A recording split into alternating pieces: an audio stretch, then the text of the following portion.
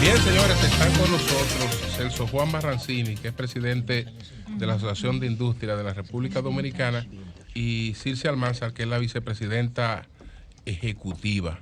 Buenos días, ¿cómo están ustedes? Muy buenos días. Muy buenos días. Buen día. Gracias, Julio, y todo el equipo por la invitación y por el recibimiento aquí en su programa.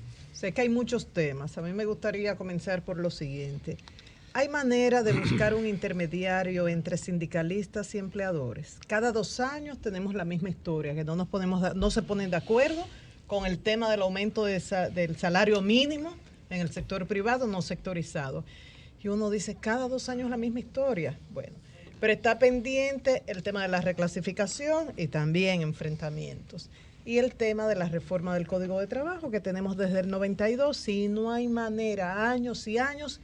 Hay coincidencias en algunos puntos que es vital modificarlo, pero no hay manera. ¿Qué es lo que pasa? Si en la década de los 90 como que pudieron acercarse a ambos sectores y se avanzaba más, ¿por qué ahora no? Bueno, yo creo que puede haber un intermediario y nosotros mismos nos ofrecemos hacerlo. Pero ustedes son parte. En este caso, pues nosotros siempre hemos estado prestos al diálogo y hemos hecho un llamado constante al diálogo. De parte de los empleadores, no sé si será un tema generacional o coyuntural, pero ha habido una resistencia fuera de lo normal a ir al diálogo, que es lo normal, porque todos tenemos el interés común de que, por un lado, haya condiciones para los colaboradores, para las empresas es muy importante ese tema, no es un tema solamente de los sindicalistas, nosotros mismos somos representantes y aliados de los empleados, de los colaboradores. O sea que creo que hay muchos temas que podemos trabajar juntos, pero sin diálogo y sin esa apertura como la que nosotros estamos brindándole, pues es un poco difícil. Y lo que sí siempre reiteramos es ese llamado al diálogo y a tratar todos estos temas importantes que no se pueden postergar más. Como la reforma del Código de Trabajo, por Correcto. ejemplo. Pero yo creo que también hay un elemento importante, ustedes lo vivieron aquí. Yo creo que los representantes del Estado, o sea, del Ministerio de Trabajo, juegan un papel fundamental a la hora de arbitrar un proceso de discusión o negociación. Un salario mínimo es una tarifa en la cual tú no puedes pagar menos de ahí. Estamos hablando de que es una tarifa mínima para las empresas a nivel nacional, que no necesariamente representa todo el universo a nivel nacional, porque puede afectar a pequeñas empresas, grandes empresas, dependiendo de su naturaleza. Y por eso uno tiene que tener mucho cuidado, mucha cautela, porque estamos hablando de tarifa de salario mínimo. Nadie puede pagar menos de ahí. Y la importancia que tiene tenerla de manera o aplicarla de manera razonable es porque una ley tiene que aplicarse, si no entonces letra muerta. Y por eso tiene que responder al comportamiento económico. Nosotros hemos sentido que no ha habido una actitud en los últimos 2 negociaciones de más racionalidad a la hora de tomar una decisión en conjunto en el Comité de Salario. No estoy hablando del Ministro de Trabajo, estoy hablando del Comité Nacional de Salario. Creo que, a diferencia de el comité anterior, doña Gloria era una persona que tenía 20 y pico de años ahí, que tenía mucha experiencia a la hora de negociación. Ahora mismo el comité está jugando un rol que no facilita la discusión. Lo hemos dicho, se lo hemos dicho personalmente. No estoy diciendo que se parcializa. Félix Hidalgo no se parcializa. Está tomando decisiones apresuradas a veces que hacen que las relaciones hayan fricciones y no es conveniente. Se lo he dicho personalmente, creo que es un tema más que nada de experiencia y creo que podemos ayudarlo a que pueda jugar un rol más de mediador, que es el rol del presidente del Comité Nacional de Salario. En el caso de la micro y la pequeña empresa, todavía quedó pendiente la discusión del salario mínimo. Mire, yo pienso, Julio, que es un tema de aplicación de la ley. Lamentablemente no lo hicieron en el momento oportuno. Ahora hay un recurso judicial que sometieron algunas organizaciones de pymes. Sí. El recurso está pendiente de toma, ya se fijó audiencia, inclusive esta semana, y se tomará una decisión en algún momento determinado. Ahora, yo entiendo que el momento de tomar la decisión para aplicar las tarifas, porque fíjense que había que crear una nueva tarifa, en el momento de la discusión salarial. Ahora va a ser un poco más difícil porque ya aplicaron el aumento. Había mucha incertidumbre, sobre todo porque cuando estamos hablando de una empresa que es pequeña, pagar 17.600 pesos de salario mínimo, eso sin contar con las cargas laborales, seguridad social, no es lo mismo, no es igual para una empresa pequeña que para una empresa grande. Y eso está afectando y puede afectar sobre todo la formalización, señores. La gente tenderá a no pagar realmente lo que es y entonces volveremos a un círculo de informalidad. Según el Banco Central, las zonas francas decrecieron en el primer semestre de este año. ¿Qué pasó? ¿Qué evaluación tienen ustedes de esto? Bueno, en general la industria creció como acostumbrada en los últimos resultados por debajo del PIB, un 3%, y se ve que hay un decrecimiento de las exportaciones de zona franca. Eso en gran medida puede haber sido influenciado por la condición económica de los demás países alrededor, de los mercados donde van esas exportaciones, que es un tema realmente preocupante, porque vemos que en los mercados donde van nuestras exportaciones o están en problemas en sus ¿Cuáles economías. son nuestros principales mercados? Bueno, Estados Unidos es el principal. Estados Unidos ha crecido. Es una economía que está creciendo, pero ha disminuido su ritmo de crecimiento. Y es de preocupación para el país, porque dicen que cuando Estados Unidos tiene gripe, pues nosotros debemos cuidarnos de una neumonía. Europa, donde es el segundo destino de las exportaciones, hay muchas economías de Europa, con contadas excepciones, que también hay un crecimiento por debajo de lo esperado o de lo normal, y eso tiene una influencia también en las exportaciones de zonas francas.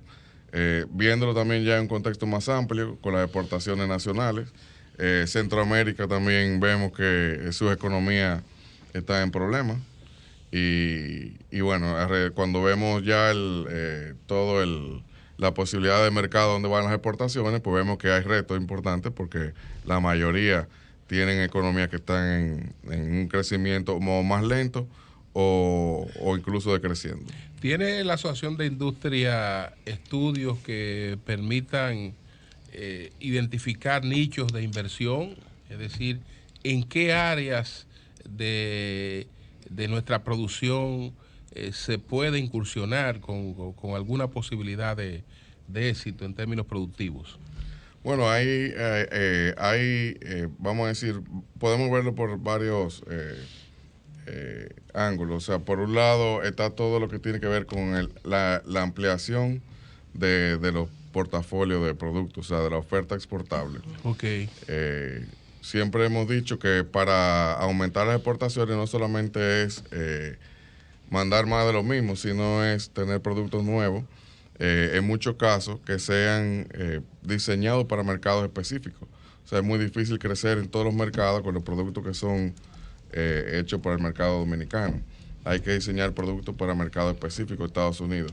Uno de los sectores, obviamente, que tiene más potencial siempre es el de alimentos. Es un sector que no solamente porque es de primera necesidad, también tiene un potencial de encadenar mucho. O sea, tiene los alimentos tienen varios ingredientes, tiene productos agrícolas, tiene productos agroindustriales, tiene productos que pueden ser químicos, empaques, todo. Para alimentos, obviamente, tiene empaques, etiquetas, etcétera. Pero sí es importante tomar en cuenta que nuestro el gran reto que tenemos en el país es cómo generar mayor valor agregado. Nosotros tenemos producción nacional que se motivó y se fundamentó sobre todo en la importación de materias primas, inclusive hasta secundarias, o que se utilizan para la producción en el país. ¿Cuál es el reto, tanto de la producción nacional como de atraer inversión extranjera? Es que sustituyamos productos importados que estamos utilizando para hacer productos por productos fabricados en el país. La materia prima. Eso va a generar, no materia prima primaria, porque hay muchos, o sea, el país, o sea, no podemos compararnos con países que tienen recursos naturales enormes, como por ejemplo países de Sudamérica o países como los asiáticos, pero sí pudiéramos aprovechar, inclusive en zona franca, que es parte de nuestro programa de política industrial, de que muchos de los productos que se importan se puedan hacer localmente para hacer un encadenamiento productivo, no solamente con inversionistas locales, sino también trayendo inversión extranjera que sea focalizada a esa producción, y así disminuimos la salida de divisas, porque lo más importante es generar un flujo neto de divisas. No es solamente tú generar exportaciones, sino que se te queden las divisas en el país. Eso es importante. ¿Qué tan asentada está en el país la industria del plástico? Sobre todo la del plástico de un solo uso. El plastiquero. Exacto. A propósito de esta corriente mundial, ¿verdad?, que busca una vida más amigable con el medio ambiente. Y bueno, aquí tengo la respuesta a mi lado. ¿Cómo está la industria del plástico? Bueno, la industria del plástico es amplia porque podemos, como usted bien dijo, clasificarla en un solo uso, que todos los países la tienen. Por ejemplo. Todos los países lo tienen, vamos a decir, en proporción a sus habitantes, porque son utensilios básicamente o materiales de empaque de consumo. Y la otra es materiales que van a encadenarse con otros sectores, que son materiales de empaque de otro tipo, empaques industriales, etcétera. Yo creo que en el país y desde la Asociación de Industria, pues nosotros hemos tratado de ser pioneros en cuanto a crear las condiciones de una economía circular. Hemos estado trabajando de la mano con el gobierno y con los sectores envueltos, los sectores productivos. Cuando habla de una economía circular, ¿a qué se refiere? Economía circular quiere decir crear todas las condiciones para que ese plástico vuelva a la industria, a ser reutilizado. Pero, por ejemplo, el vaso FON es demasiado abundante en el país, o esto que le dicen que compras comida para llevar, no me acuerdo cómo es que le dicen a ese empaque, de manera particular. ¿Qué hacer con esto, por ejemplo, con ese tipo de plástico? Bueno, hoy en día hay industria para usar todo tipo de plástico, porque no solamente reutilizarlo en el mismo empaque nuevamente, como puede ser, por ejemplo, el empaque de PET, que es el de la botella de agua, para identificarlo más de forma más fácil. Hay algunos que son de difícil reciclaje, pero pueden ser usados para hacer asfalto, biodiesel, generar energía incluso. ¿El plástico es más barato hacerlo nuevo que reusarlo? No necesariamente, pero tiene que haber una cadena de valor donde esté envuelta toda la industria y todo el comercio para que vuelva. Entonces el concepto es que eso se estabilice, se valore, que quiere decir que se pague en cada etapa de la cadena a los envueltos en llevarlo hasta el punto de acopio primero y segundo de consumo o de reciclaje.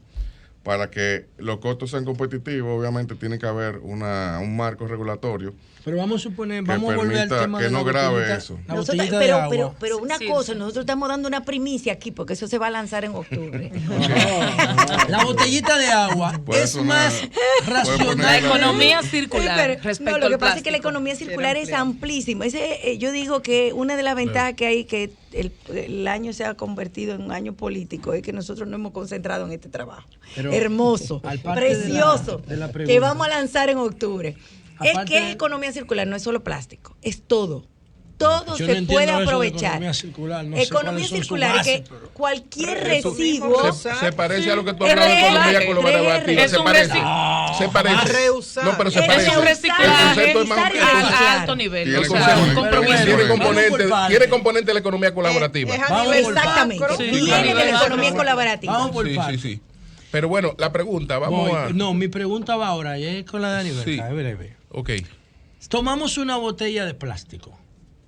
De agua. Yo tengo una de agua aquí, yo me bebo su contenido en 10 segundos, pero ese plástico dura 250 años en el medio ambiente. Es un negocio absurdo. Y esa botellita puede volver a ser botellita en 5 días. Entonces lo que yo digo es... En 5 días. Lo que yo digo es, esa botella solamente tú tocas con ella tu boca en la parte de arriba. Yo veo muchas vajillas de plástico que se reutilizan en cafetería 10 años. Nada más debieran cambiarle, ponerle un dispositivo que sea desechable en el pico de la botella. Y la botella se puede reusar. Ahora, parece ser que es más barato hacerla nueva y tirarla como basura a la sociedad que reutilizarla, porque si no, ustedes la reutilizarían. Sí, Eso es una cosa de racionalidad. José, nadie quiere tirarla como basura. Hay que recolectarla. Eso es lo que él dice. Hay que Pero por recolectarla. eso yo digo Y que eso- es más barato poner perfecto. una nueva Pero- en el mercado que reutilizar la ya existente. Sí. Sobre todo cuando Bien. tú tienes una clase política que no se respeta. Pero- y que pero, no José, respeta a la gente. Que permite que ustedes hagan eso.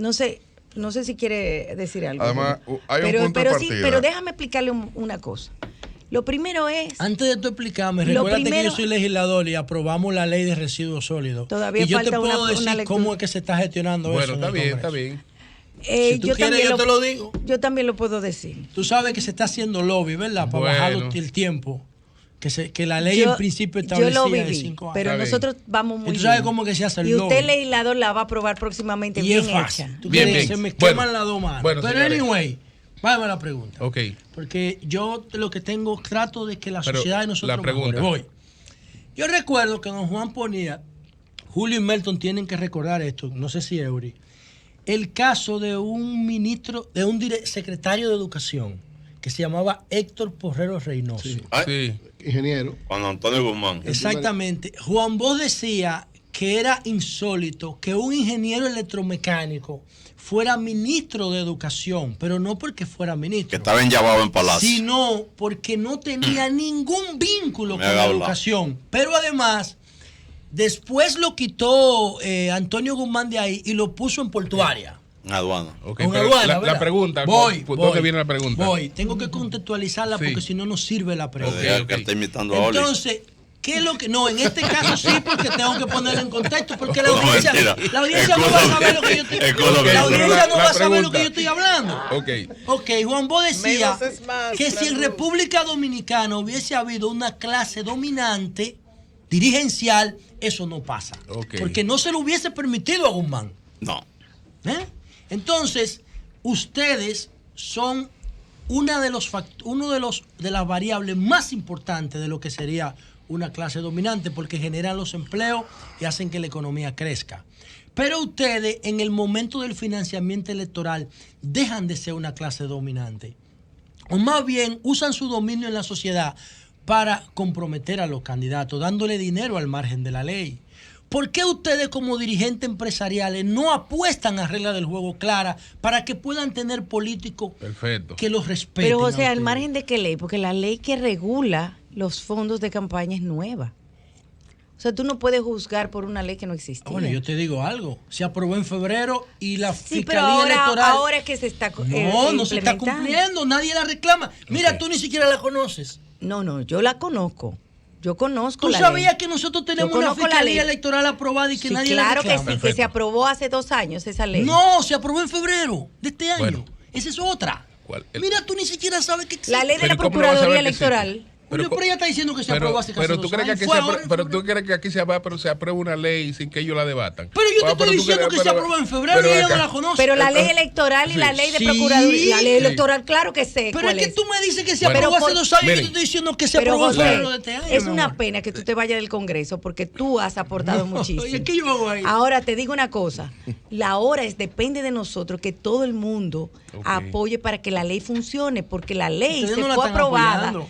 y ahora es que se está aplicando por primera vez. No, nunca Bueno, se ha aplicado. la- Incluso el procurador dijo que no tiene dinero para Bueno, aplicar la ley. Y eh, nadie la- le reclama, porque que como dice ahora- Juan Bo, ustedes no quieren asumir su rol que de estamos, clase dominante. ahora que estamos en este proceso de primarias de los partidos y ya Reinaldo estamos, es la primera víctima de eso. y ya estamos en una fase, y bueno, lo dijo claramente el presidente del CONET hoy. El presidente del CONET lo dijo claramente, dijo no, lo que pasa es que hubo uno que recaudó más rápido que los otros.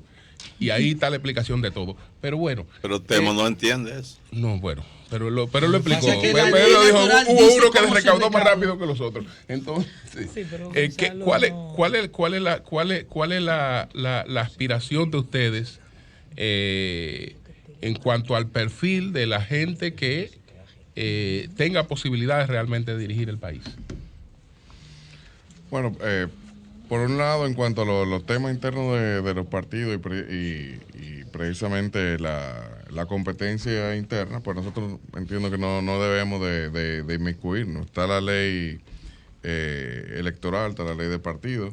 La Junta también ha aclarado cómo funciona el tema de los financiamientos. Está el Tribunal Superior Electoral. Y nosotros lo que esperamos es que el proceso electoral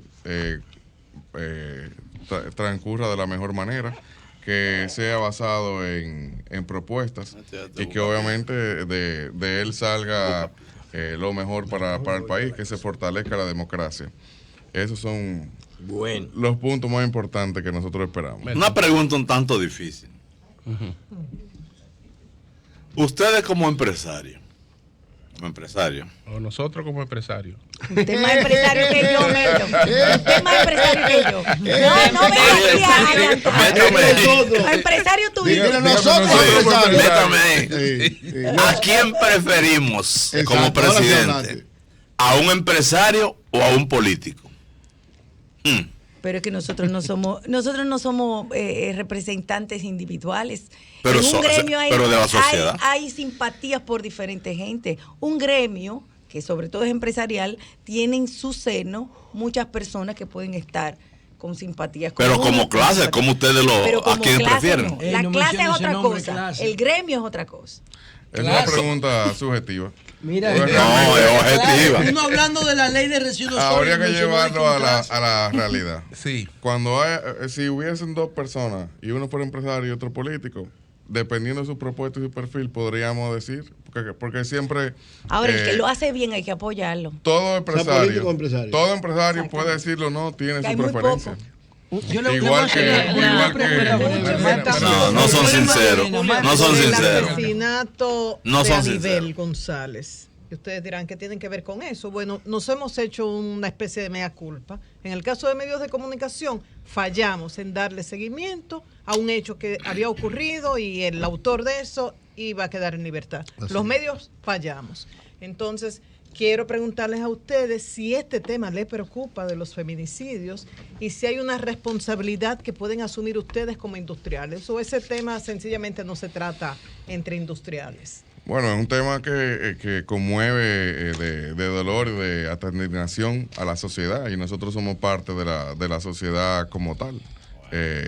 Y como industriales, como ciudadanos, como miembros de la sociedad, pues nosotros lo que esperamos es que estos casos no se repitan. No solamente el hecho del feminicidio, sino también las fallas que hubo en el proceso, de que si esa persona debió haber salido de la cárcel o no, que si usó celulares en la cárcel o no. Pero tú sabes que no fue una falla. Pero tomando en cuenta, dándole Eso no es falla. yo tengo otra pregunta, pero siguiendo la de María Elena, ustedes expresan su posición y es de condena y es entendible.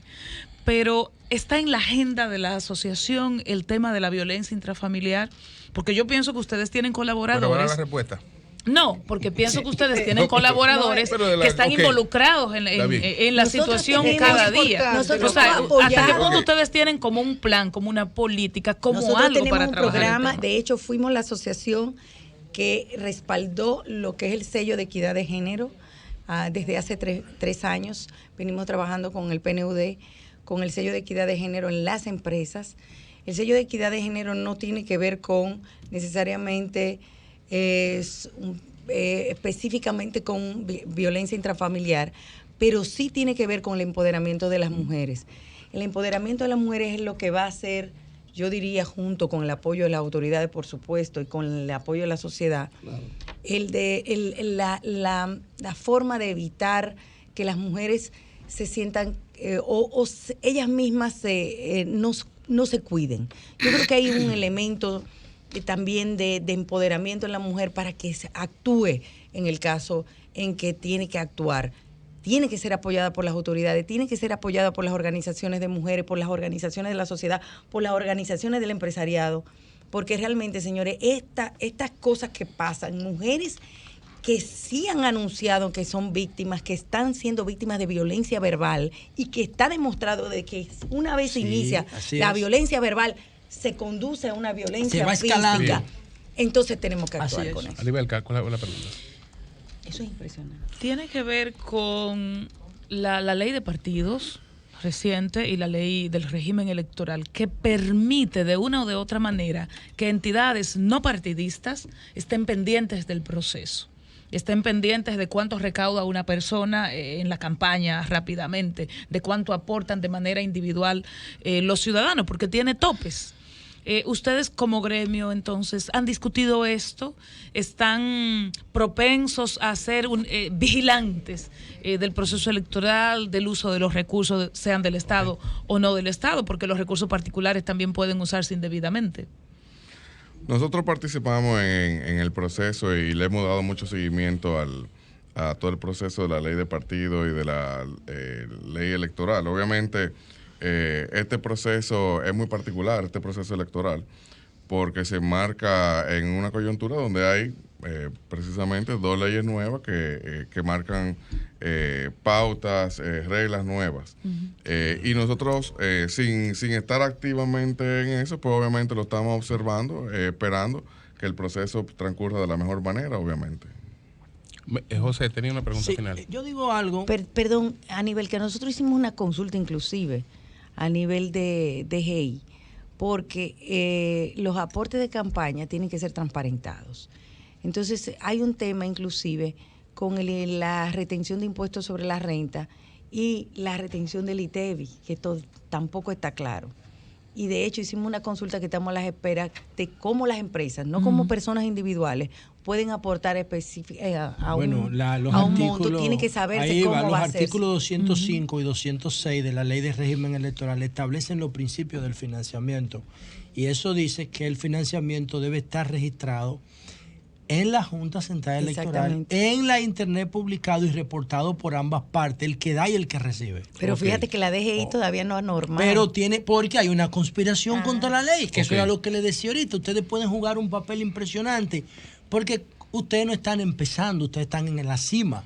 A ustedes les conviene las reglas del juego claras. Y lo que se da por fuera. Pero no, yo digo una cosa. Pero la formal, pudiéramos nosotros, los comunicadores, los políticos, cualquier persona interesada en el proceso de transparencia, saber cómo y cuánto dan los empresarios en la campaña, pudiéramos nosotros saberlo. Ustedes estarían en disposición de contribuir con ese proceso de transparencia. La ley dice que se Pero tiene que saber. Que se va a publicar. Claro. O sea, es que es así. La ley dice eso. O sea, ustedes no le han dado un peso a nadie todavía en campaña. Sí, claro que se ha dado. ¿Y a quién ustedes le han dado y cómo? Cada bueno, quien pero eso es individual. Tiene que publicarse. De hecho, hay una resolución que emitió la Junta, me parece que fue ayer, que establece claramente cómo debe funcionar eso. Que es parte de todas las novedades que tiene este proceso. Pero ustedes estarían dispuestos, mi empresa, fulana de tal, aportó tanto a tal candidato. No pueden dar más de 400,000 pesos de campaña entera. La ley si ustedes estarían dispuestos, o sea, independientemente de lo que diga la ley, si ustedes en un ejercicio de transparencia estarían dispuestos a decir, mi empresa aportó 100,000 pesos al candidato fulano de tal. La IRD apoya la transparencia. No pueden dar más de 400,000 en la campaña entera. Pues muchas gracias a Celso Juan Marrancini, gracias a Circe Almanzar, vicepresidenta y presidenta de la Asociación de Industria de la República Dominicana. Cambio y fuera.